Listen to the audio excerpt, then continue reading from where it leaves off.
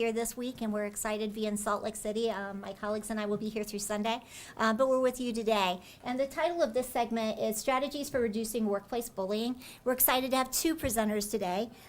Gary Bailey, unfortunately, was not listed up there, but that's okay. Gary teaches communication and conflict management courses at Abilene Christian University in Texas. He has a PhD in intercultural and organizational communication from the University of Oklahoma. And Stacy Ty Williams is an assistant professor of organizational communication at Iowa State University, and she specializes in workplace bullying and harassment. And I will now turn it over to them. Thank you, Christy. And Christy and I were co-students at the University of Oklahoma, so I'm pretty proud of that. She's at a different OU now, but that's okay. So, moving right along in our... I can do that myself. There we go. You've just learned that someone has been bullied at work. What do you do about that? You've witnessed someone being bullied at work. What does that make you if you're a witness? Yeah, we've talked about that. You become a bystander if you've witnessed bullying, and there are some responsibilities, if not formally according to organizational policy.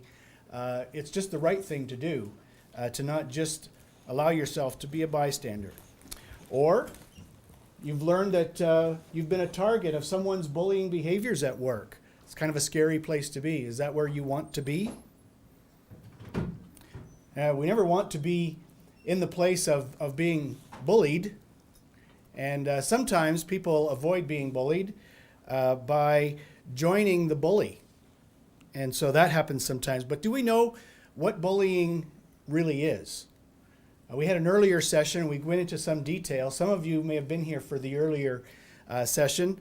But we want to be clear about what we mean by bullying, because there are some things that people do that are not very nice. They're negative behaviors, certainly. But they don't really count as bullying. We want to be pretty specific, because bullying is an important and an activity, a behavior that should be addressed, where there are some negative things that happen in life that may not really count and don't need to be. But bullying is something that will be repetitive. It's something that is intentional, and there's always a power imbalance.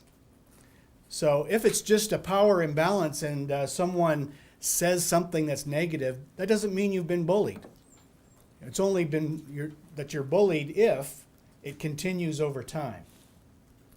And it needs to be a repetitive thing, and it needs to be intentional. So sometimes we think we've witnessed bullying, but these are the three criteria that we often see that really help us know when bullying is what has happened. And we also talk about the target. You know, sometimes you wonder, okay, well, why don't you just talk about the victim, bullies and victims? That's kind of common language. But we really don't want to empower that word victim for the bully, because that's what the bully wants to achieve, is to create a victim.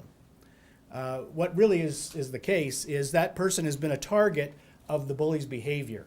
And so that takes away some of the goals of the bully in doing that bullying behavior.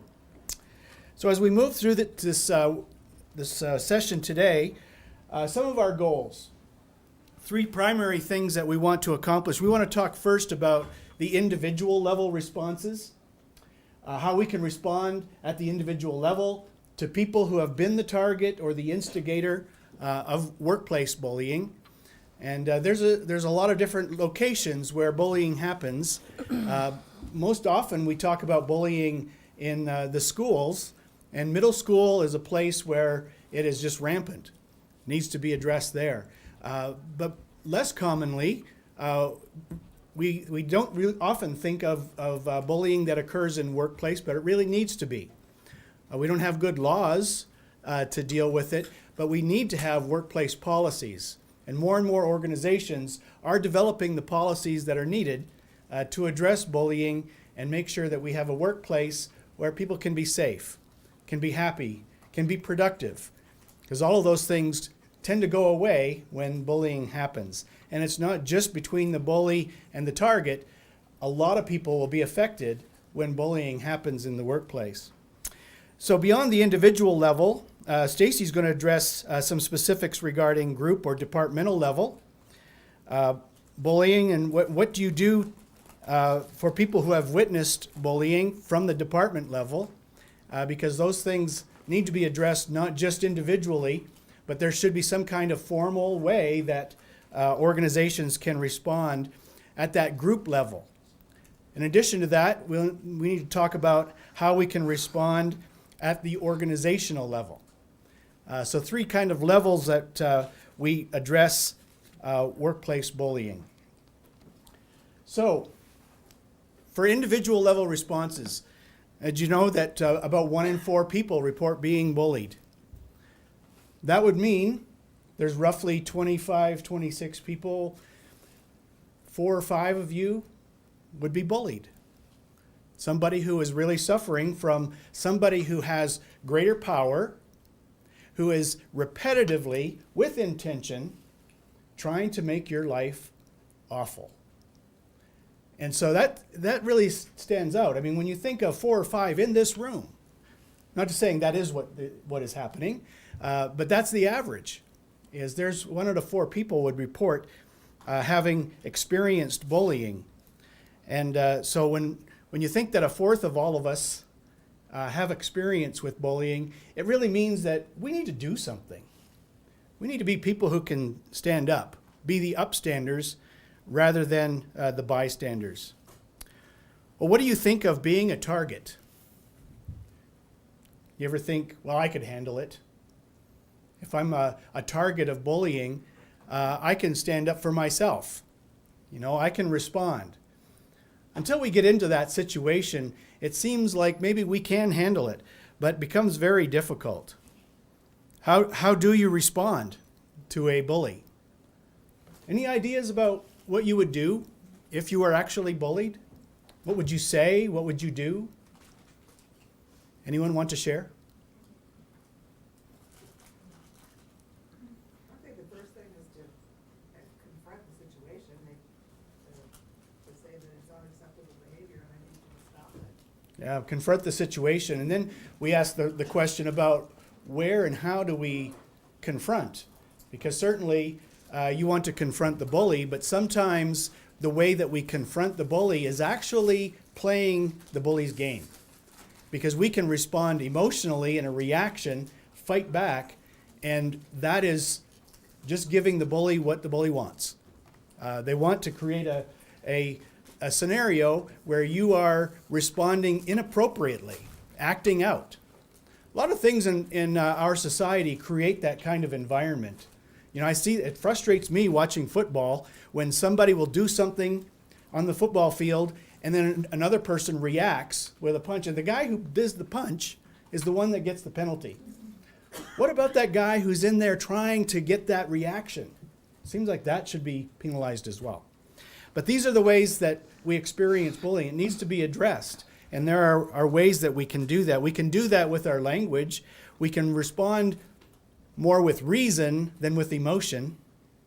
We can say things like, well, that wasn't a Shriner's way of talking. When someone bullies us and the words they use, we can respond with reason in doing that. Or, a good thing I don't have to believe what you say. Just tell that bully that what they say doesn't really have a lot of impact on you, and it tells them that they don't have the influence that they might like to have.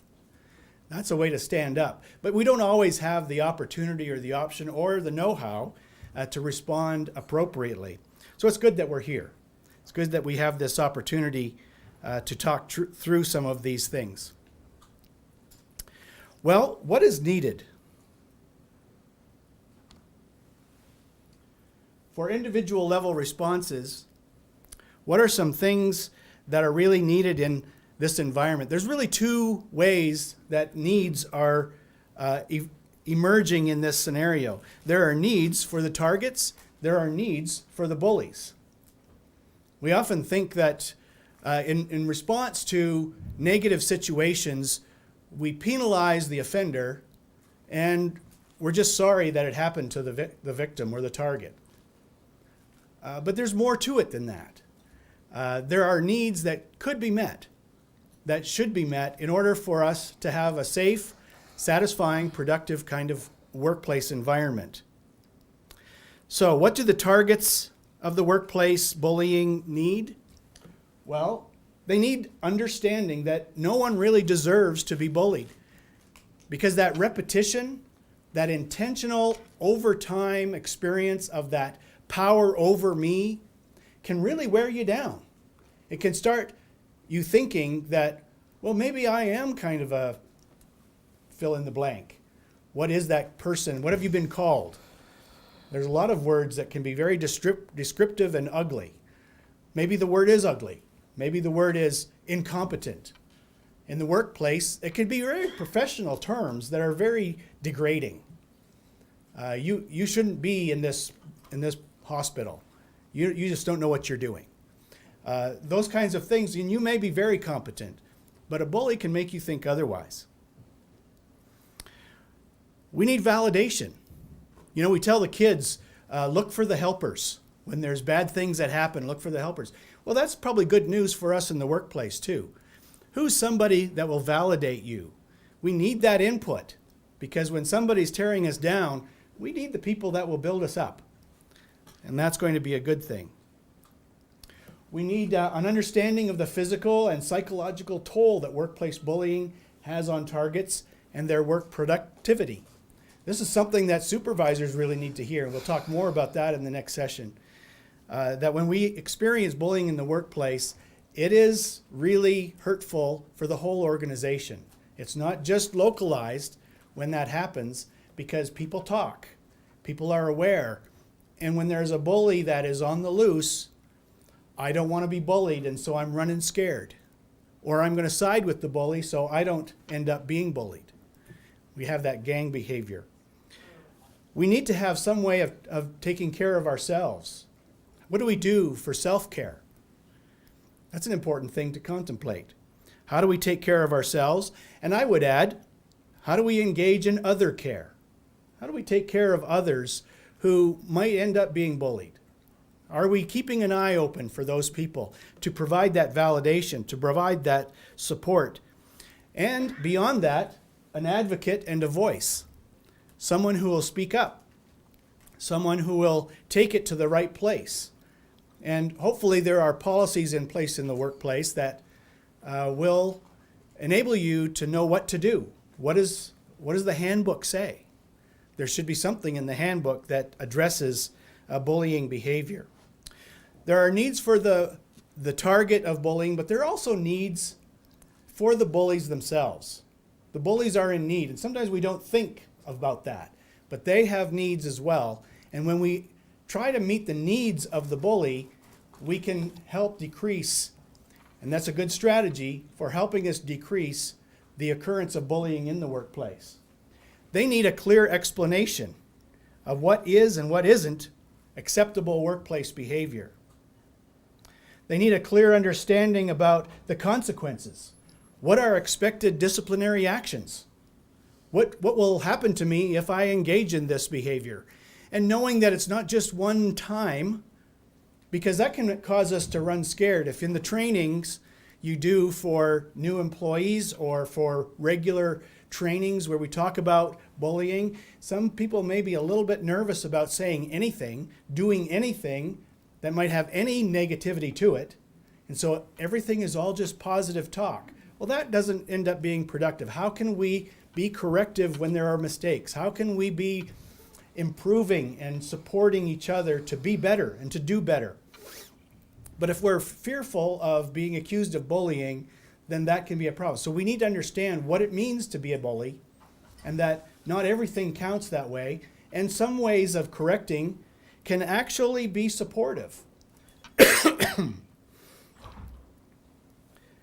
So there's got to be some limits, some boundaries, what bullies can and cannot do, what cannot and cannot say to others about bullying incidents.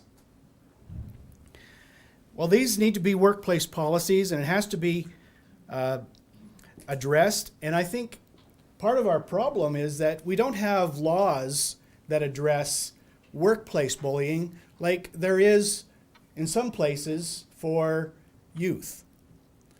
We talk about, and this morning we had a conversation about how you have cyberbullying for children, people under 18, but it's called digital harassment for adults.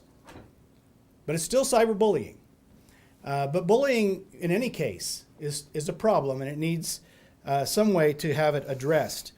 But beyond the handbook, I think it's important for us to be conscious of what it is that happens, and that we create a cultural value in the workplace. We've heard of organizational culture, right? Organizational cultures, when they have good values in them, they will include how we treat each other, how we avoid becoming the bully. And so beyond the handbook, beyond just the legislation that we find in our rules for what we can and can't do at work, it should be part of how we work together, who we are as an institution. And that's kind of an important thing as well. Well, we want to do a couple of applications. You want to end this up? Sure.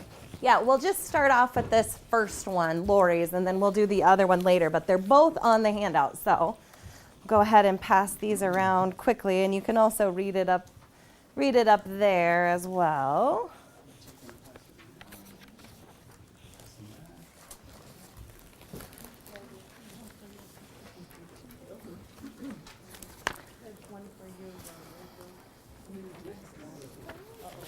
So read it over, and then there's a question there that's how might you respond in this situation? So this is a pretty common, scenario of how bullying occurs in organizations.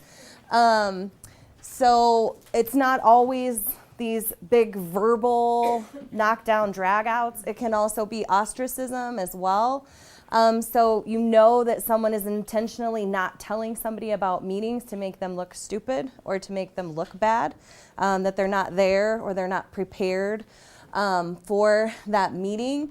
But it's also name calling as well. So here you can see that there is that intentional targeted pattern.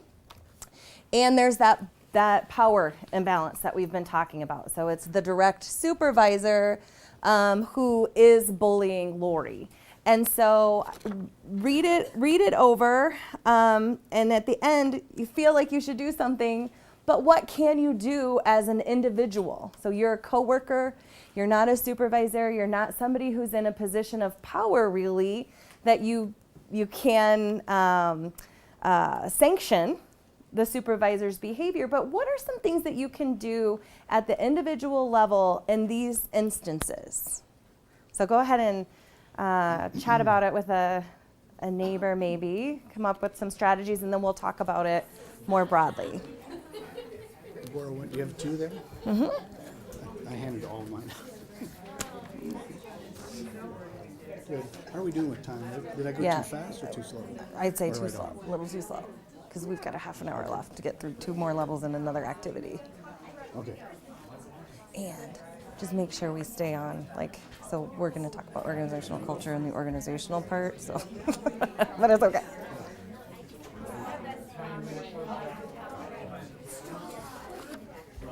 Oh, I was mic'd, so that just went on there.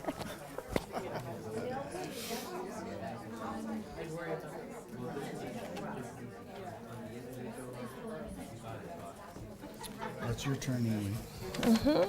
Yeah.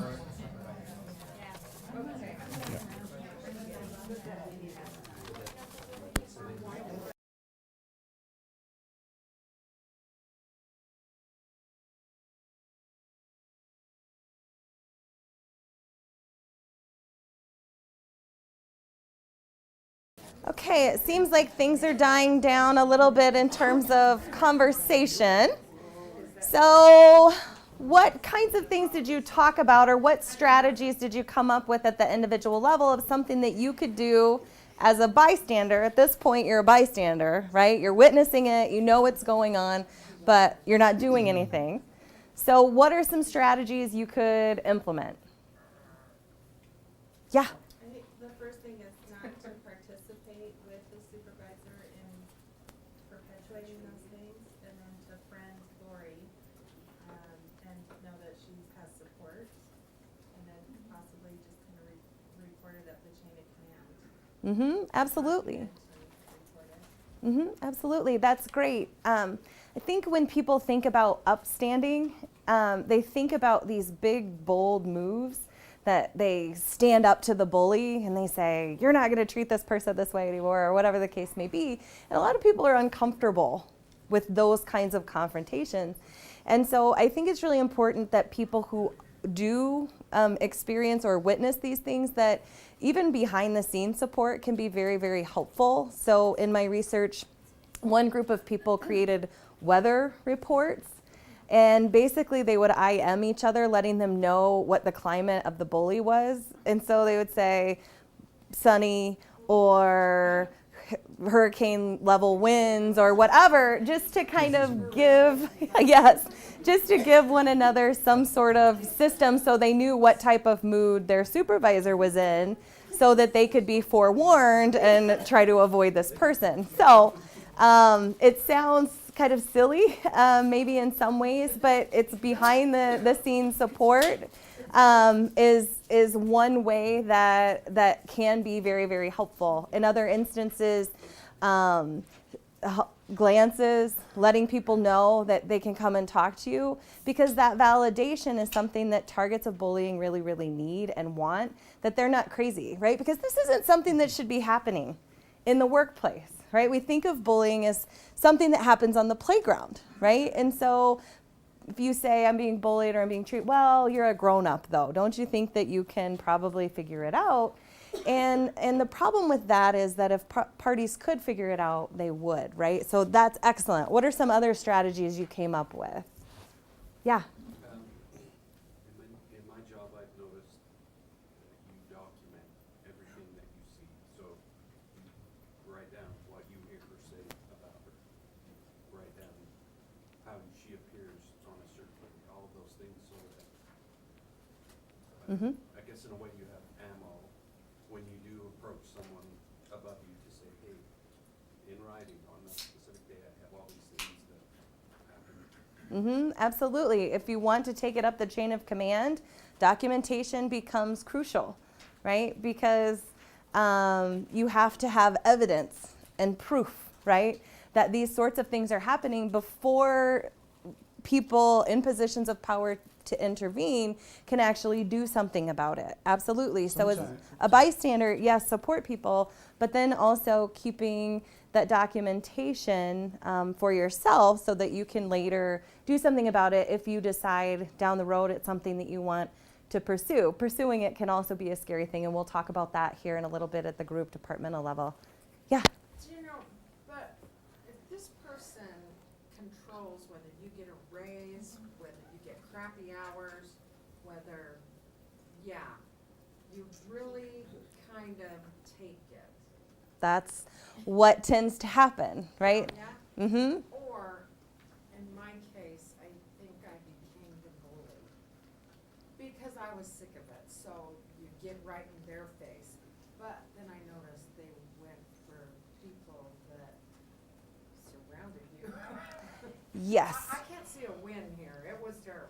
And that's a fantastic point, that when the bully leaves, or when someone stands up and they get out of the bullying situation, that the bullying will end. But the reality is the bully's going to choose someone else, because that behavior has worked well enough for them to get to the position where they are. So there's no need for them to change their behavior, particularly if it's worked this well, that they got in a position of power. That, though? What makes a bully? Why?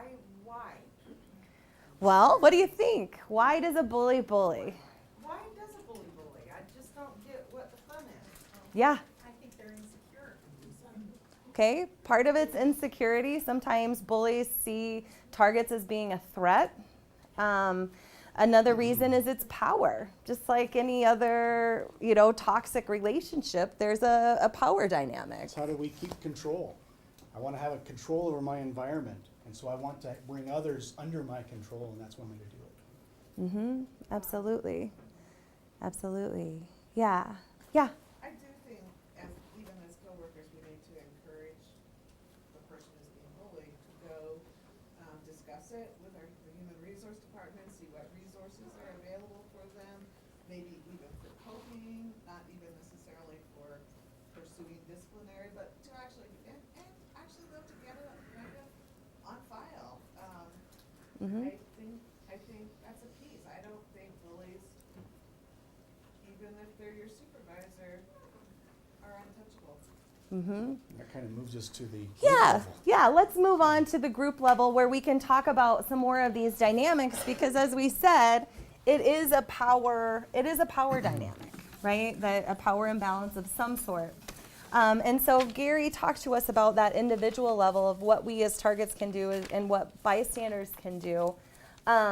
Another big important level is that group department level. So what are our direct supervisors able to do and others within that department? And so what has been found to be the most effective strategy to combat bullying is collective resistance. And collective resistance is basically when a group of people come together and all address it. So in one example of a group that I worked with, the entire sales team went to their supervisor and said, we can't take this anymore. And after 3 times of doing that, it took 3 times, okay? It didn't happen immediately. After 3 times of doing that, the person responsible for bullying that sales team was let go, okay? But that's an example of collective resistance where a group of people come together, and so you sort of have that power in numbers component. Another thing that's very, very important at the group department level is zero tolerance, okay? That you train people understanding what bullying is, how it manifests, and when you see it happening, it's addressed, right? Because you have this zero tolerance policy that you've implemented in your group, right? It should be at the organizational level, but we know that we have power within departments to help set some of the culture that we want to see. And so creating a zero tolerance culture for bullying is very, very important, The next very important thing is to address it early on. So sometimes I work with groups and this has been ongoing for years, okay? And when you address it early on and you try to get to the root of what's going on, you help people communicate through their differences better, then you tend to have more positive outcomes in terms of helping people kind of move forward in a positive way. And so it's really something that when you see it, you say something, you do something about it, right? You don't wait. Because usually we can see these things as they manifest. So the first couple of times, okay, maybe that's bad behavior, someone's having a bad day. When we continue to see it happening over a period of time, once you've recognized that pattern, it's time to address it. So I'm confused between zero tolerance and waiting until you see a pattern. That doesn't make sense to me. Sure. So it isn't that somebody gets sanctioned because they say, oh, why did you do this, right? One time, right? So it isn't that zero tolerance comes into any negativity becomes something that people get, something in their file about, right? But once you see that there is a pattern and you recognize that, that's when you intervene, right? And right away. Don't say, well, let's just see if they work it out on their own, or let's just see if over time it gets better, right? We don't. Once we recognize that there is some toxic behaviors and patterns going on, we address that right then. And then the next thing is to pay attention to cascading effects, right? Are people leaving this department like crazy? Do you have turnover? Is there a revolving door in this department or this organization? If so, then these things aren't just impacting the target. They are having what we call cascading effects or trickle effect, in that people who witness and witness bullying are also impacted by it, right? So even if I'm not the target, even if someone isn't calling me names, even if somebody isn't leaving me out or making my life a living nightmare, that ultimately even witnessing it has psychological and physical tolls on people who just witness it, even if they don't experience it. And so typically then we'll see people leaving, okay, and getting out of there. And so pay attention to these cascading effects. What is it also doing to the other people in the department? And do something about it, right? And so that's just really important. Okay. The next level, in the interest of time, I'll move on to the next level, but we do have another activities to sort of work through these things, is the organizational level. So we've talked about that individual level of what we can do as targets and bystanders, what we can do at that departmental, or what we should do at that departmental and group level. The broader umbrella is the organization, right? The organization sets policy, the organization sets tone, sets culture, right, can live and abide by mission or not, right? And so the big thing to do is to take each case seriously, okay? So if someone is reporting it, most of these things are not getting reported, okay? So some people, some managers or leaders will come to me and say, well, no one's ever said anything to me about bullying, so I don't think we have a problem. And I say, well, you might have a really big problem because people may not even feel comfortable coming to you to report it, right? So just because you're not hearing things about it doesn't mean you don't have a problem. But when you do hear about it, take it seriously. Absolutely.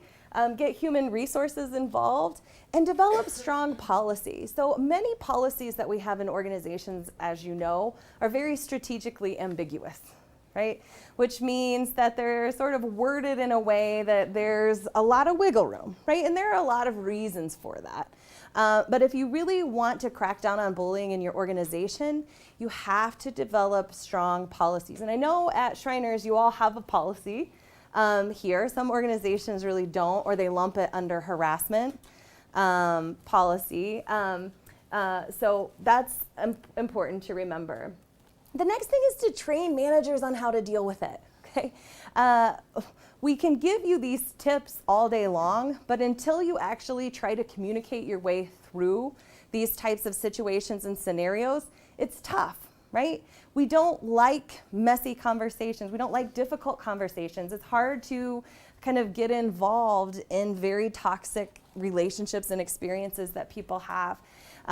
But managers need to be trained. I would argue everybody in the organization needs some training on how do we communicate our way through these types of situations. How can we address it?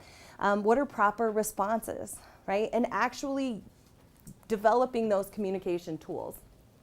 Sometimes the tool is, let's try to squelch it. Let's try to stop it from happening.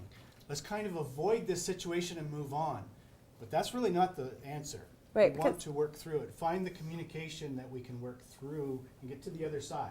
Right, because it's not going to go away on its own. That's the reality. It just isn't. No matter how desperately we hope that it's going to just magically disappear into the ether, it's not. Okay. Remember the targets.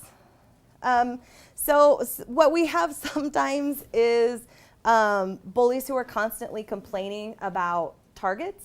And so it's important to sort of keep their side in mind because bullies can sort of take over the bandwidth and be the louder voice.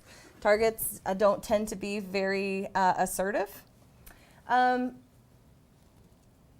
always as an organization, keep in mind that there's a bottom line to all of this. Absenteeism, turnover, right? Low morale, low job satisfaction. And when we think about a place like a hospital, there's a lot of emotional toll of this work anyway, right? Caring for other people and their families, it's hard work, right? If we add to it that we're treating each other terribly, and we have a toxic culture of bullying, these are only going to sort of compound on the already big emotional toll that folks in healthcare and other industries work in. So it's really important that you remember the toll it takes on the organizational culture and also the employees who spend the majority of our time working, right, in our organizations. And so let's just think about ways that we can create healthier spaces for people to do their best work, okay? All right, so it's a slippery slope, admittedly. So many people say to me, how do I know if it's bullying? How do I know if it's bullying and it's not just an interpersonal dispute, right? Sometimes people just don't get along. And so how do I know when I should intervene or when I shouldn't intervene? And sometimes people wonder if their own behavior might be misconstrued or construed as being bullying, okay? And so in this next activity, I want us to think through the different levels, individual, group, and organizational levels, to potentially stop behavior before it might escalate. So, give you a bit of time to read that over and then talk with a neighbor about your strategies. Very good.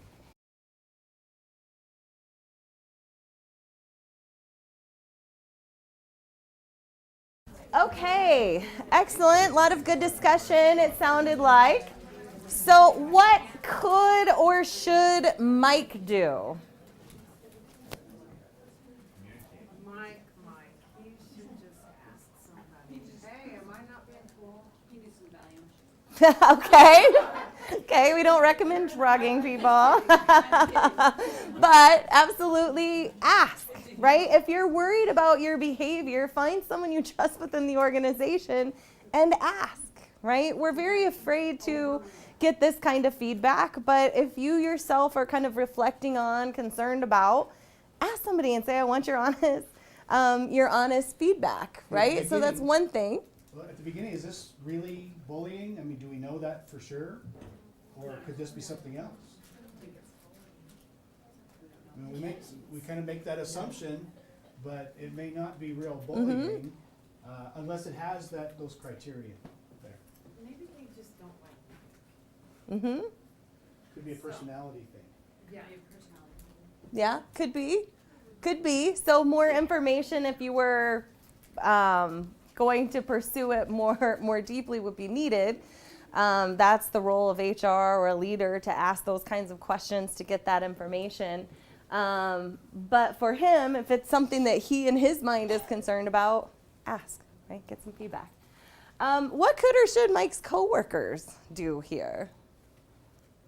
Ideally, somebody would talk to him Mm-hmm. and say, if, the tone you use with me or whatever.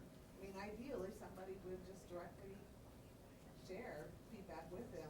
Okay. With the assumption that maybe he might act on it, right? But you really want Mike to do this first. It's so much easier when I go and say, how did I sound there? Did I sound, rather than you saying, Gary, you're sounding kind of, it's much easier for me to go and ask if my behavior is bad, right? And that's a good thing to have as part of the way we do things here. So if you were the coworker, what would you say? So you said maybe you could say, hey, your tone was a little off or abrasive. Certainly. So there are certainly ways that we can address bad behavior that isn't confrontational, right? And I think it's important to remember that there are ways that we can communicate that call out behavior, but doesn't necessarily make Mike be on the offensive. Well, in reading this, I think he's more concerned about his performance review than really what these people think. So there's an issue there. Okay. And that's a really good point, that in all of this, it's very complicated, because when we're talking about bullying in the workplace, people are concerned about their jobs. They're concerned about pay raises. They're concerned about promotions, all sorts of things, right? Definitely go into this. Yeah. I've worked in a place that was the exact opposite. The reason that the mic was resistant and frustrated was because a lot of his coworkers were slackers, that they kinda had their lazy group and didn't wanna do things, and so he found it easy to just avoid them and work hard and get his job done and not interact at all with them.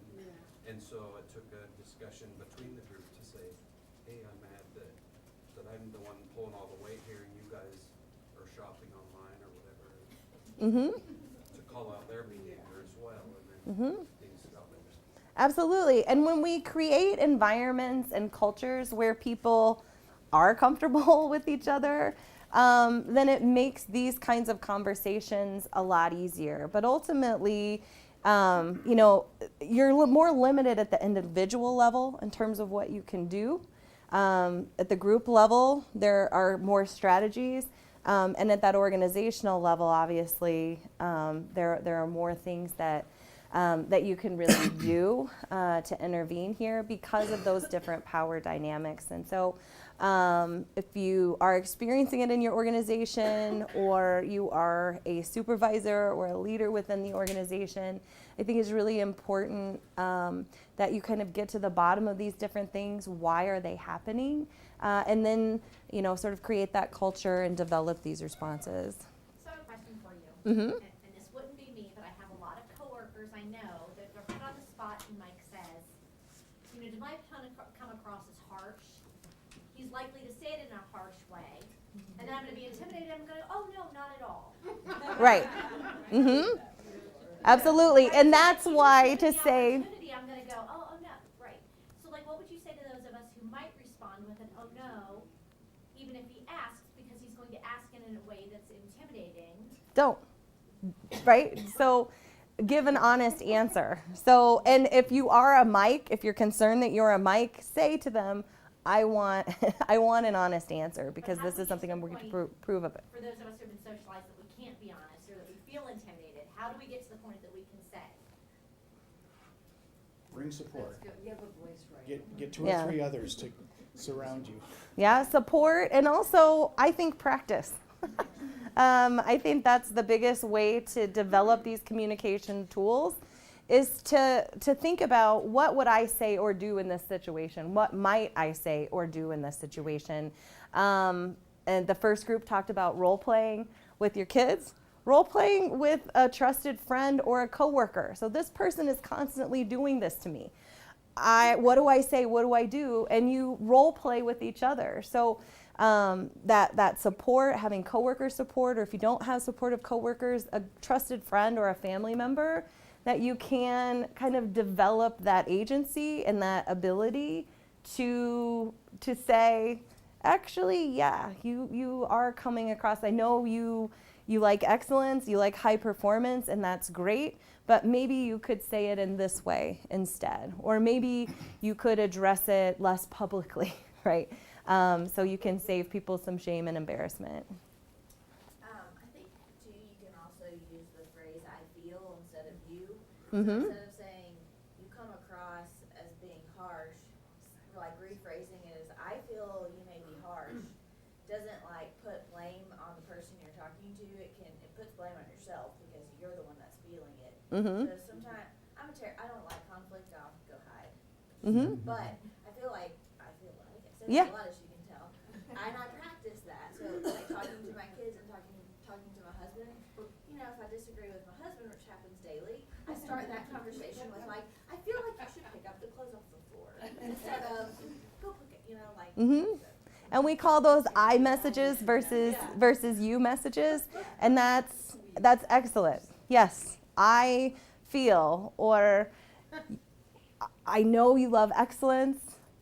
Perhaps this is a different way that you could have phrased that, or this is a way that you could still have high performance standards with people. So yeah, also giving helpful solutions to them, as well as something concrete that they could actually do, besides, you know, that was And really asking terrible them what if you they- said. Ask them if they really want an honest answer. Because they might want just the politically correct thing to say. Oh, no. Yeah, we had another hand over here. Well, kind of as you guys said, this could be a slippery slope. And let's assume Mike, kind of like Nate said, Mike's just trying to get his work done, and his coworkers so he's got a harsh tone because he's the one who's staying late. He's the one who's doing the work. And maybe it's perceived as a harsh tone, but really it's just him not wanting to confront them. And I think what's hard here is I don't think anybody in this community, broad, knows how to communicate with each other. Nobody knows how to say, hey, I don't like it that you shop all day and I see all the patients. And so I think like the broader concept here, kind of getting to what does the direct supervisor do, but is how do people communicate and how do people make it safe to call people out without that then becoming the bully and being seen it. Because I think sometimes people will say, just because somebody's trying to hold them accountable, will say that they're being bullied. One of the keys there is to separate the people from the problem. And when Mike can speak to the problem and say, what I see as the problem is, then the others can talk about whether that is the problem or it's something else. When you take the people out, then they feel that we can all work on this. And that's part of how you would address that. And there's another resource that I might give you. It's a TED Talk called Dare to Disagree. And in it inspires people to think of conflict as thinking rather than fighting. And so that's sort of taking the people and looking at that problem and how can we all address this problem together. But the big thing is people have to be willing to do it, right? And that's a part of that slippery slope. One more and then we are, I think, about out of time. Because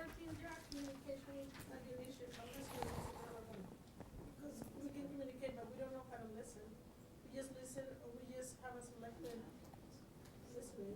We just listen to whatever is to our convenience. We just Right. Listening is a problem. Right. We listen to reply rather than listening to understand. And those are very different kinds of listening. But listening is a crucial part of communication because we can point out issues within our organizations until we're blue in the face. But if people aren't hearing us, then nothing's ever going to change. And so I really think that that is an excellent point, that we have to listen to understand in these situations as well. Okay, I'll turn it over to Gary, who will How's our time? wrap things up. We are out of time, We're technically. Out of time. Here's some takeaways. We need to understand responses to bullying that will help us move forward. We need to have responses to bullying that will help us move forward as an organization. How do we do that? We've suggested a lot of things. Hopefully some of those things will stick. You can think about ways that you can help the organization move forward. Everyone is impacted. Realize that when you think of bullying as being between just a bully and the target, realize there are a lot of people that are affected by this. It helps everyone feel just a little bit worse about the organization. Then we have people leaving, that cascade effect. Organization members need to set an example. Let's represent the organization well. If we want to improve the organization, if we value the organization, we represent and we help the organization have a good face. And that's on the inside and on the outside. People will appreciate when they're treated well in the organization, not just by supervisors and administration, but by everyone. Responses to bullying need to be systemic, meaning this is not just one policy here, one activity here, one recommendation there, one training here, having a workshop. This is the culture. We need to have the set of policies that become part of who we are as people who don't put up with bullying. All right.